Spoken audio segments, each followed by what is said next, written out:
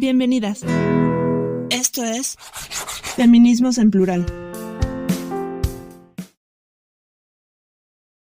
Bienvenidas, bienvenidos, bienvenides a Feminismos en Plural. Hoy ya regresamos las dos porque sí, ya teníamos ratito de estar separadas, cada quien por su lado haciendo entrevistas. Entonces, pues felices de poder regresar a compartir estos micrófonos. ¿Qué onda, Fer? ¿Cómo andamos? ¿Qué hay, güera? Hola a todas, todos, todes los que nos escuchan. Aquí Fernanda, con mi queridísima amiga Liliana, y haciendo un programa que hemos querido hacer desde hace un tiempo, porque las dos somos un par de ñoñas y nos gusta estudiar, y disfrutamos estudiar. Pero muy ñoñas. Muy ñoñas, la verdad. Yo creo que eso es parte de ser amigas, que nos gusta seguir cultivándonos y seguir aprendiéndonos. Ahorita me acordé, cuando estábamos preparando este guión, me acordé que la primera vez que te vi, estabas sentadita afuera de un salón de clases leyendo Un Mundo Feliz. Y te veías muy feliz, curiosamente, a pesar del libro, te veías muy feliz leyendo. Y sí, desde entonces, desde que conocí a esa mujer feliz, lectora y feliz, hemos sido amigas y pues nada, ahora vamos a tratar un tema muy interesante para las dos y para quien quiera seguir adentrándose en el mundo del feminismo. ¿De qué vamos a hablar hoy, güera? ¿De qué hablaremos el día de hoy? ¿De qué se nos ocurrió? Pues de nuestras ñoñadas, ¿de qué más vamos a hablar? Pues ¿por qué estudiar feminismo en la vida? Pareciera en el mercado laboral y lo que nos enseñan en la vida, que pues estudiar género y sobre todo el feminismo, pues sí es algo que no está como muy planteado desde el punto de vista pues de la educación pública, de la educación privada, de la educación básica, ni se diga. Y pues bueno, voy a empezar diciendo esto. En México no tenemos una educación feminista a niveles más allá del posgrado. Sí tenemos que irnos a posgrado, pero pues sí, o sea, tenemos que empezar por eso, pues estudiar o no estudiar el feminismo y qué implica eso de estudiarle el feminismo. Entonces, con eso queremos platicar hoy, de eso queremos, pues, contarle nuestra triste experiencia, no es cierto, la muy feliz experiencia de haber estudiado género, de habernos adentrado en este mundo académico del estudiar género, porque aunque no lo crean, aunque nos escuchemos de repente medio perdidas en la inmensidad de la nada, pues sí le hemos entrado a las aulas de esto del feminismo y a las aulas de esto de pues del género y de todos estos temas relacionados. Entonces, pues eso es lo que queríamos contarles el día de hoy. Queríamos platicar y pensar hacia dónde movernos y empezar con esa pregunta. ¿Vale la pena estudiar género o por qué estudiar el feminismo? Yo discrepo, estimada amiga. No, no siento que estemos perdidas. Llevamos casi una década marchando, una década leyendo. Yo creo que más, inclusive éramos feministas aún antes de nombrarnos. Inclusive yo me iría hasta la etapa de niñez, ¿no? De cómo vas cuestionando la vida y demás. Y ahí te planteas un punto, ¿no? Ser autodidacta o profesionalizarte en algo que te apasiona. En lo personal, yo entré a estudiar estudios de género, por ahí tengo una especialidad, por un asunto de personal, ¿no? Casi terapéutico. Dije, bueno, ¿y si la familia feliz no es? ¿Y si el amor de mi vida no se da? ¿Qué más puede hacer una mujer para sentirse plena, para sentirse feliz? ¿Por qué no seguir estudiando? ¿Por qué si la licenciatura no me dejó lo que yo necesitaba para ser una profesional exitosa o plenamente exitosa? ¿Qué más puedo seguir estudiando? Entonces, cuando yo descubrí el posgrado de Flaxo México, me di a la tarea de investigar, ¿no? Diferentes opciones de programas de posgrado. Muy bien lo dijiste, amiga. Se pueden estudiar talleres, cursos, diplomados en México, pero como una carrera como tal no hay una oferta académica. Tienes que esperarte a las especialidades, a las maestrías, a los doctorados para certificarte en especialista en políticas públicas, como es mi caso, en economía y género, como es el caso de otra persona que estoy aquí viendo, Ir y rascarle, ¿no? A los diferentes programas. Dilo, te costó y a mí me encantó cuando te transformaste en especialista, porque cuesta un montón estudiar y ganarte la certificación. Ahora, ¿cuál es este debate entre el feminismo popular y la academia? El feminismo que vivimos todas a diario y la necesidad de darle como una coherencia lógica a lo que estás leyendo. Una parte de profesionalizarte, como en los estudios de género, sirve para la vida laboral. En mi caso particular, mi especialidad era profesionalizante, entonces literalmente te preparaban para el campo laboral. Pero hay otras maestrías y doctorados que te preparan para la vida académica, y se vale ser académica feminista. Entre esta disyuntiva, a mí algo que me encanta de mi amiga y de mí también es que nunca hemos dejado de tocar la calle. Si le vas a entrar a la academia, hazlo, pero nunca dejes de entender que la lucha también se da en las calles y que todas las luchas tienen valor. Claro, ¿no? Y más en híjole, es que yo creo que en México sí tenemos ahorita una especie de lucha o hasta conflicto sutil, ¿no? Entre la academia y este feminismo de las calles popular. Y yo creo que no están peleados. El punto es que decías, sí ha habido ciertas personas en la academia feminista mexicana, que es súper elitista, y elitista en el sentido de que chiquitita, chiquitita, chiquitita, Sí. que sí se han separado bastante pues de lo que pasa en las calles y se ha separado bastante de un feminismo crítico, y la verdad es que han estado mucho más pegadas en temas, pues no sé, apoyar en las elecciones, no sé, creación de políticas públicas, en otro tipo de cosas, ¿no? Pero realmente no están peleadas en las calles, no se están peleando, y yo creo que pues también, ¿no? O sea, no es que uno esté peleado con la otra, es que desgraciadamente las académicas hoy en día tienen muy mala fama en el feminismo mexicano, y más sobre todo pues porque son eso, ¿no? Una élite chiquitita que aparte tiene pues muy cooptadas muchas plazas, entonces pues sí, ¿no? O sea, no tenemos que pelear una con la otra, y no necesariamente es que una quite el valor a la otra, ¿no? Pero pues una es que somos bien ñoñas y nos gusta seguir estudiando, y es más fácil y más divertido meterte como un programa, no es cierto, no es divertido, pero es más integral como meterte un programa a pues simplemente hacerlo de manera autodidacta y sobre todo entre pares. Porque mira que también hemos pasado por muchos de esos, el curso que da la asociación X, el curso que da la asociación B, que son muy, muy válidas. Uh-huh. Pero también, y eso, pues no sé, yo creo que Fer también puede decir que muchas veces estos cursos se quedan en un nivel muy básico, que no es que esté mal, y en ningún momento lo estoy diciendo como que sea malo. Sí. Sino simple y sencillamente ya cuando te aventaste 10, 20, 15, pues ya tienes que avanzar un paso más, y por eso yo creo que también vale la pena mucho, pues ya aventarte en estos posgrados y decir, bueno, ya aprendí y ahora qué construyo a partir de lo que aprendí, y lo construyo no solo en mi quehacer político, ¿no? Sino también en mi pensamiento académico. Y yo creo que eso es parte del por qué pues, andamos ñoñando por la vida en estos temas del feminismo. Claro. Y también creo que es un asunto que me hace pensar en dos cosas. La primera, como hemos trabajado en otros episodios, pensar que el feminismo es intergeneracional. Obviamente, grandes antropólogas mexicanas, historiadoras, politólogas, sociólogas, mil científicas sociales, inclusive científicas no sociales, ¿no? Se han metido en temas de feminismo, de perspectiva de género, y nos han dejado en escuela.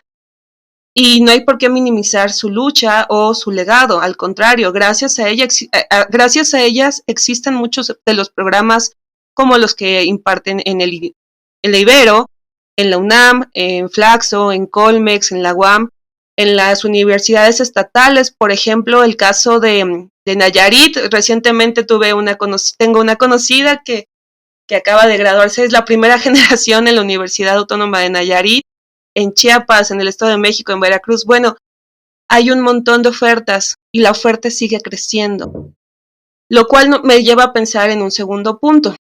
el asunto de las becas y el asunto de las líneas de investigación.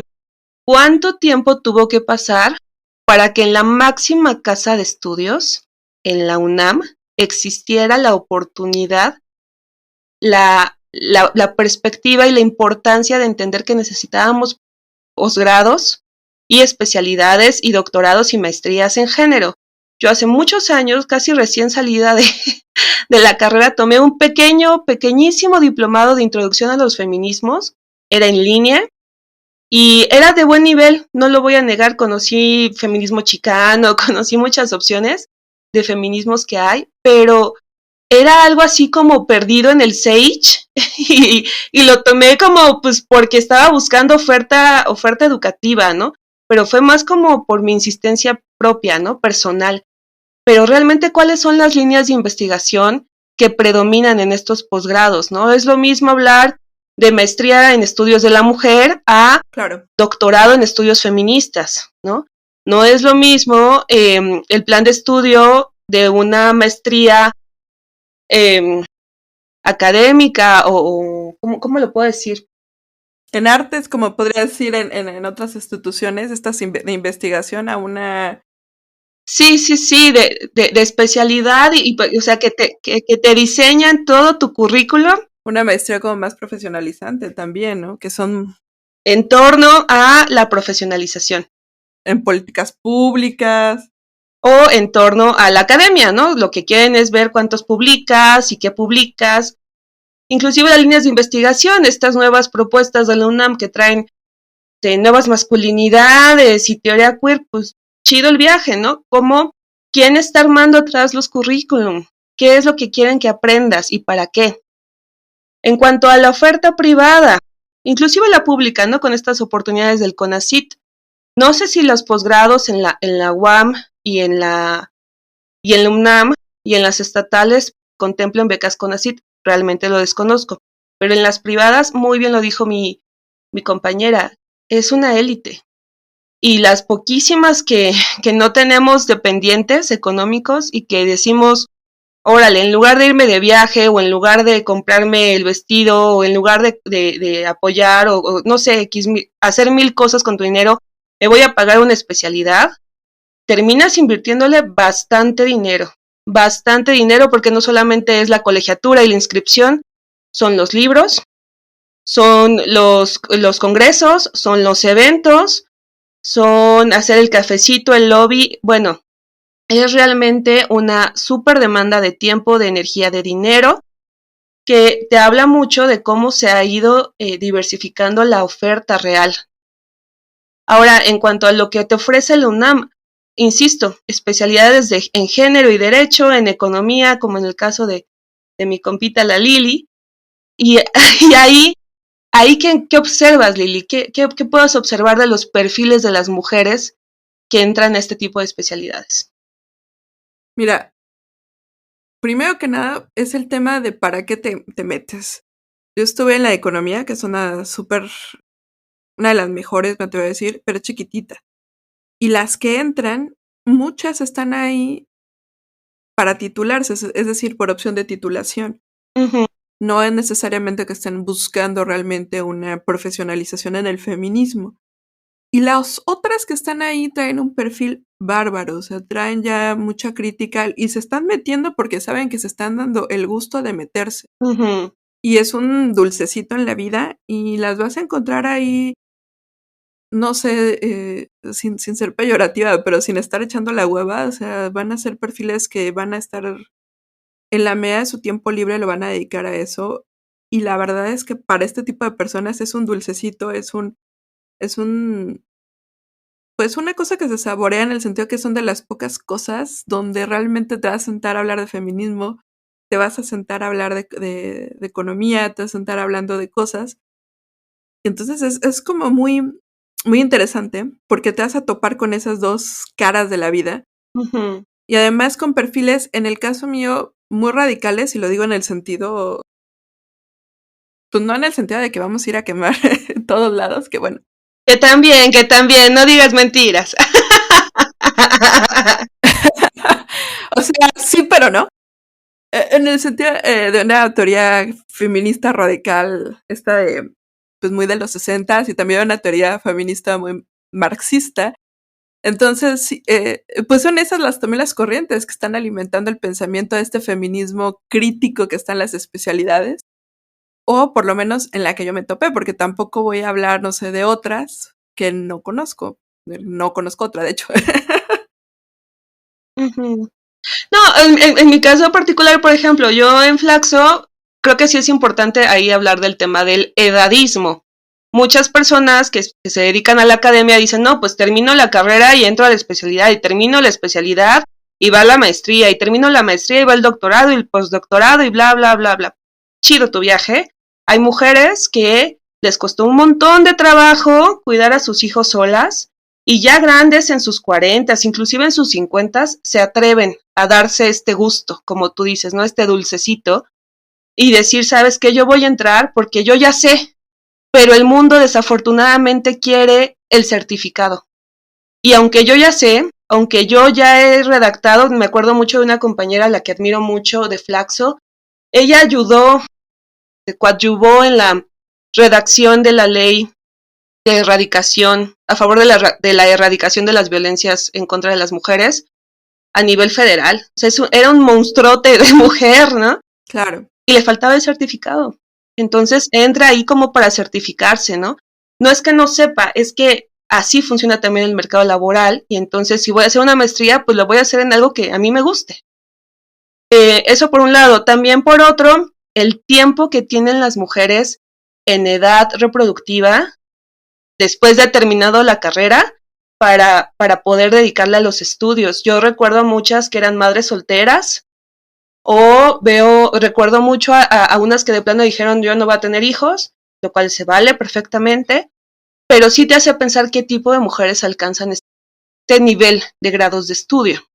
Sí, claro, Fer, y de hecho hay algo como criticable, brutalmente criticable a los programas de estudio, es que pues te meten mucho esta idea de la interseccionalidad y que tengas en cuenta, por ejemplo, los temas que estás diciendo, que pues que hay unas que, pues no sé, que el ser mamás te come el tiempo, que sabes que las mujeres ganan menos.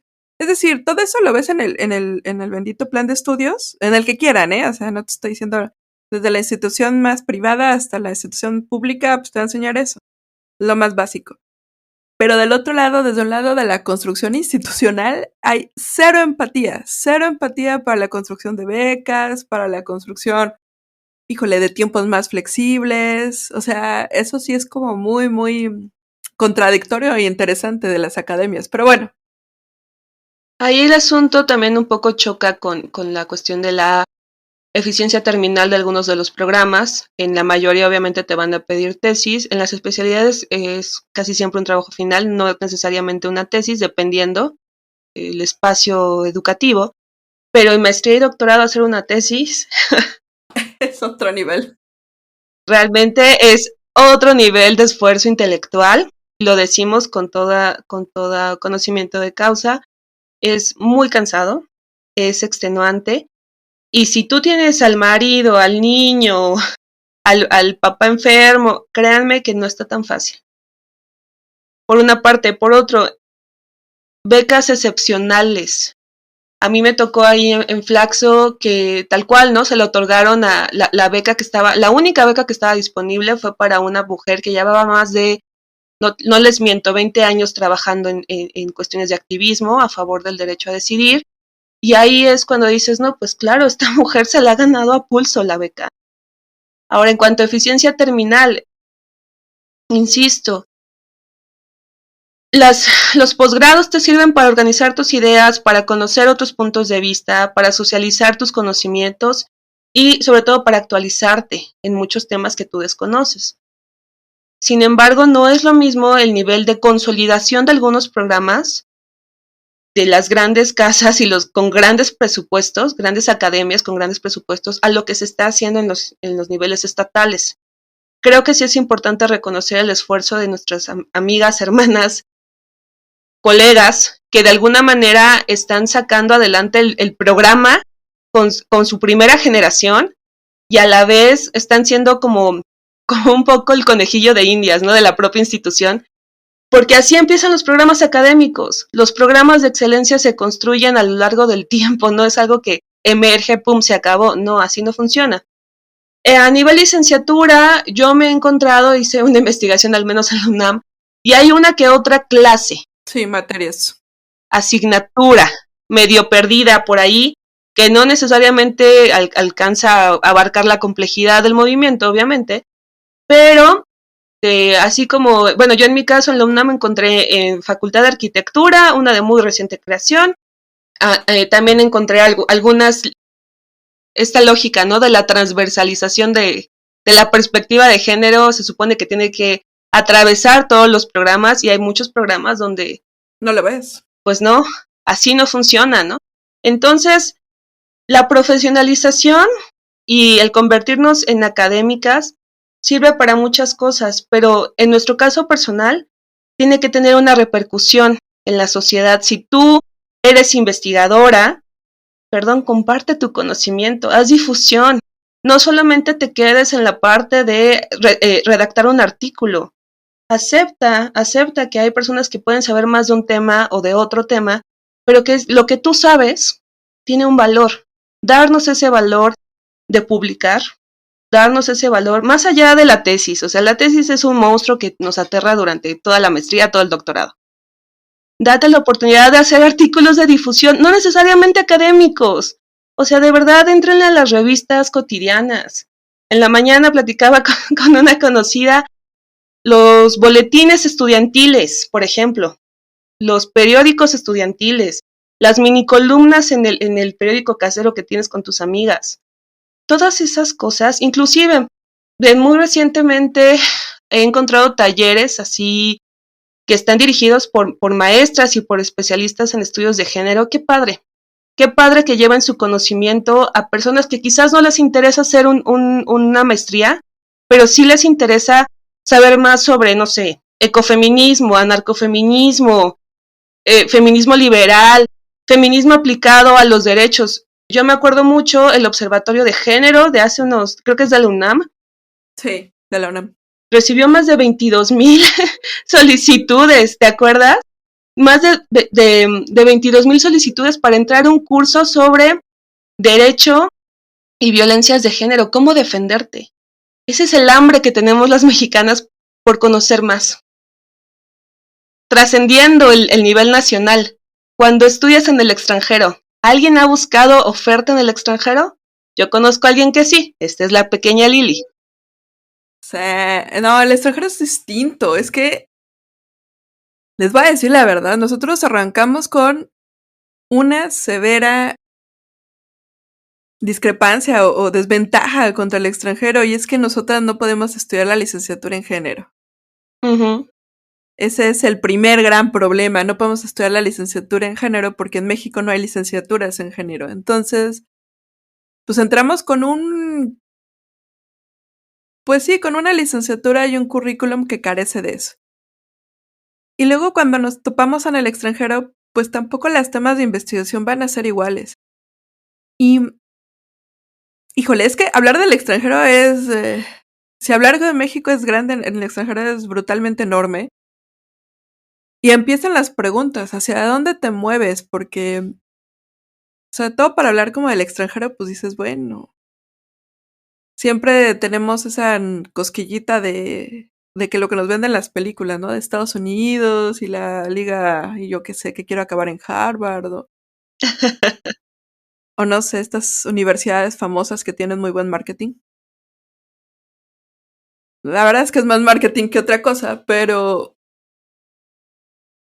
sí, no empiezas con estas preguntas, ¿no? De hacia dónde en el extranjero y por qué lo quiero en el extranjero. La verdad, para ir a estudiar género en el extranjero, no sé, a mí se me antoja... ¿Como ese dulcecito que se te antoja? Y lo digo como el antojo de... no sé, Argentina... España, Argentina, Colombia, son unos monstruos. Exacto. Argentina y España, o sea, en temas de género, Colombia no tanto, pero sí Argentina y España son monstruos en temas de género. La verdad sí nos comen a México, pero sabroso, sabroso. Ajá. Y ya moverte fuera del ámbito latinoamericano, aunque yo sé que España no está en Latinoamérica porque Pero bueno, ya hablaremos de eso. Pero es Iberoamérica. Pero es Iberoamérica y a veces está más en Latinoamérica que en Europa. Cuando nos movemos de esos ámbitos, pues ¿para dónde moverse? Y siempre está ahí el tema del idioma, que sí es un señor tema, porque también, y lo voy a decir tal cual, en la construcción del género que tenemos, sobre todo las luchas que tenemos en Latinoamérica, tienen que ver mucho con el lenguaje. Decir mi cuerpo, hablar con el lenguaje inclusivo, estas reapropiaciones del propio lenguaje, por ejemplo, decir era antimonumenta, tiene una connotación distinta que si lo cambiamos al inglés, al alemán, al francés. Porque además nuestras luchas están en otro tiempo. En otro momento y en otros contextos. Exactamente. Entonces, igual si a ti te interesan, en mi caso, ¿no? Me encantan a mí los movimientos sociales urbanos, pues yo necesito saber qué tipo de movimientos sociales urbanos me interesan, en qué tiempo y en qué momento, pero si a mi amiga le gusta la cuestión cultural, de cómo se está construyendo una nueva cultura feminista en el espacio público, pues debe pensar cuáles son sus opciones. Ahora, cuando consideras buscar un posgrado en el extranjero, está la cuestión económica, Sí. conseguirte becas, Sí. está la cuestión anímica, o sea, saber que te vas a alejar de tu familia, de tu cultura, de los taquitos al pastor, de, de tantas cosas. De tu idioma. Claro, pero también que vas a conocer otras culturas, otras personas, que quizás vas a ser la única latinoamericana en el programa donde vas a estar, pero vas a conocer a otras mujeres, que también un pro y un contra, ¿no? Si eres una mujer soltera y no le rindas cuentas a nadie, pues igual te vas con toda la alegría de la vida a estudiar a otro país, pero si tienes hijos, o si tienes marido, o si tienes Pareja. un padre enfermo o lo que sea, está cabrón, ¿no? Es otra forma de pensar cuáles son nuestras prioridades, qué es lo que debo buscar en el extranjero cuando me voy. Claro. Es que es muchas cosas, o sea, en temas administrativos, pues sí es una lata. En temas económicos también es una lata. No, o sea, vamos a ser honestos y lo voy a decir tal cual, ¿no? O sea, hoy en día el gobierno mexicano no te va a apoyar. Quizás en algún punto en el anterior hubo posibilidades de becas y acuérdense que esas becas son para universidades de muy alto prestigio y esas universidades de muy, muy alto prestigio, como esas que les comentaba, que tienen muy buen marketing, necesitas un muy buen currículum y una buena carta de recomendación. Uh-huh. Y las personas que tienen esas dos cosas, pues en realidad puede que ni necesiten la beca. Exactamente. Pero si tú, señora de pie, si tú, chica de pie, o sea, quieres entrarle a este tipo de universidades, pues no vas a hacerlo. Tienes que entrarle a otro tipo de universidades y para esa universidad no hay becas. Entonces tienes que buscar becas más bien locales o con otras instituciones, o sea, España. En la propia universidad que te va a recibir, ¿no? Ajá, y también pues el tema COVID sí le has apegado al tema de financiamientos. Ajá, tienes que buscarlo en los países o en las universidades que vas a buscar y además tienes que como vincular tu tema de investigación a lo que ellas están buscando. Y voy a decir honesto, lo que se investiga en México es bien complicado porque aparte no tenemos sobre todo cuando te vas a nivel maestría, ya a nivel doctorado está mucho mejor, pero sobre todo cuando te vas a nivel maestría no tenemos muy bien definido un pensamiento. No es que no tengas un pensamiento feminista, pero voy a decir un pensamiento de investigación en el género y en el feminismo. Es bien complicado. Porque una cosa es que tú lo tengas en, no sé, en sociología, en antropología, y otra cosa es cambiarlo en ciencia política, como fue en mi caso, y aventarte ya el género, no es tan nada sencillito. Y aún más cuando estás en dos momentos distintos. O sea, ahorita en Latinoamérica andamos con un tema de movimientos sociales, bueno, sí, con un tema de movimientos sociales, de un confrontamiento frontal con la policía, de una construcción de un feminismo muy radical que va a luchar por temas de educación sexual, que va a luchar por temas del alto a la violencia. Pero si tú te mueves a Estados Unidos, si te mueves a Canadá, si te mueves a cualquier otro lado, el tema es distinto. O sea, en México son otras agendas. Por ejemplo, el tema de la militarización. En México lo podríamos estar analizando, no sé, por temas, no sé, como de, pues qué mala militarización y cuáles son ajá, el tema de la seguridad. Son otras agendas.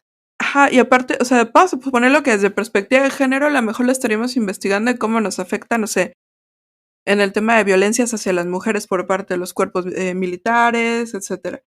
Desde el tema de la seguridad, ¿no? O sea, como ciudadanía en general, pero no necesariamente con perspectiva de género. Y en el tema, no sé, a lo mejor te vas a Canadá, a Reino Unido, y ahí el tema de la militarización sería, bueno, ¿y cómo están las mujeres dentro de las fuerzas militares? ¿Cómo les va a las veteranas de guerra cuando salen? ¿Cómo tienen el acceso a los puestos de trabajo dentro de una cuestión militar? Que digo, también deberíamos estudiarlo en México, ¿no? No estoy diciendo que no, pero la prioridad no está ahí.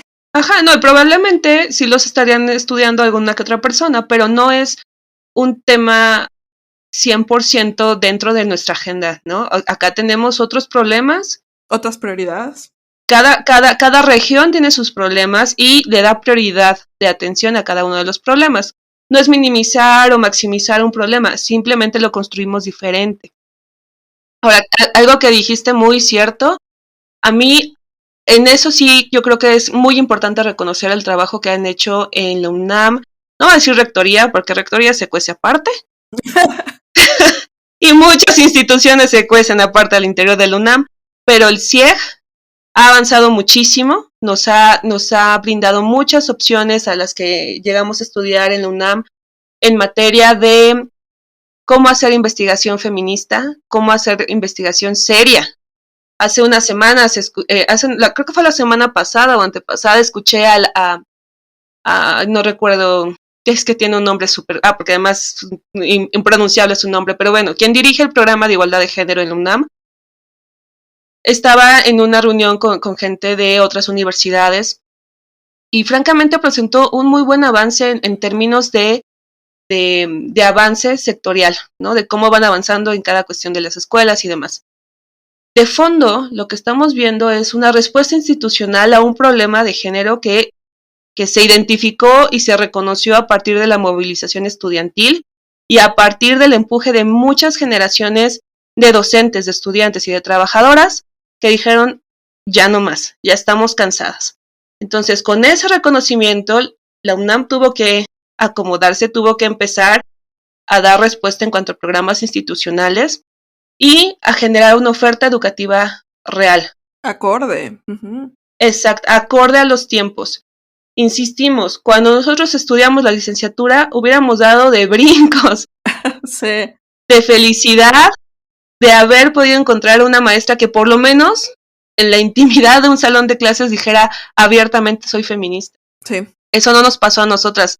Nosotros descubrimos que era, o sea, ya podíamos ponerle nombre después de la universidad, porque dentro de la licenciatura nunca vas a encontrar algo así.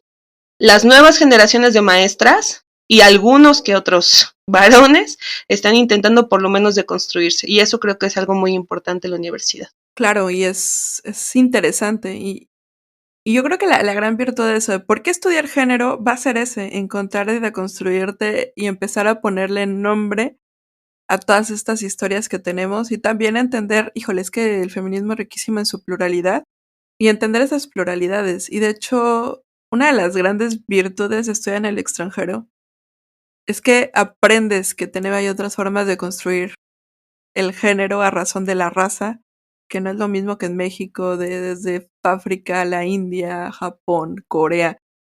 Fascinante porque te ayuda a entenderte mejor desde tu propia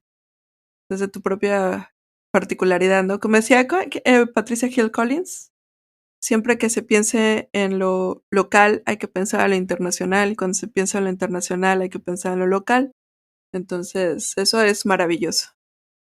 En fin, pues como se darán cuenta, somos unas apasionadas y súper ñoñas. Nos encanta la escuela, pero ojo, siempre con el pie en la calle. Siempre conscientes de qué mundo vivimos y que la precariedad laboral es otra historia. Una cosa es lo que te gusta estudiar y lo que te apasiona, y otra cosa es a qué te dedicas en la vida cotidiana. No sé con qué te gustaría cerrar, amiga mía. Y pues cerraría yo con que soy muy feliz estudiando género a días. También es muy doloroso en otros días. Y que espero que me dé para comer, porque no creo que realmente sea muy apreciado en el mercado laboral, sobre todo un mercado laboral en el que nos movemos, que difícilmente se quiere mover y aceptar sus errores. Y aceptar sus errores implicaría moverse en temas de feminismo y de género y empezar a mover engranajes. Entonces, sí, también es eso. Vale la pena estudiar género, vale la pena aprender, pero también hay que ser conscientes que tampoco está tan bien pagado que digamos. Y en el caso de que, bueno, yo en mi caso particular no te voy a decir que ya, tengo la respuesta del super trabajo laboral, no. O sea, no tengo una super oferta, pero cuando tú eres feminista y cuentas con ciertas certificaciones, tienes una forma distinta de entender el mundo y puedes traer agendas ocultas. Ah, bueno, eso también, ¿no? Siempre traes tu agenda oculta. Uy. En cualquier espacio laboral que tú estés, traes tu agenda oculta y entonces desde ahí el feminismo tiene una forma de salir de este embudo que muchas veces la cultura organizacional te limita, ¿no? En fin, pues como se darán cuenta, estamos muy felices de estar juntas otra vez. Y de hablar de nuestras ñoñeces en la vida. Yo me despido. Hasta la próxima. Aquí nos seguimos escuchando. Esto fue Feminismos en Plural.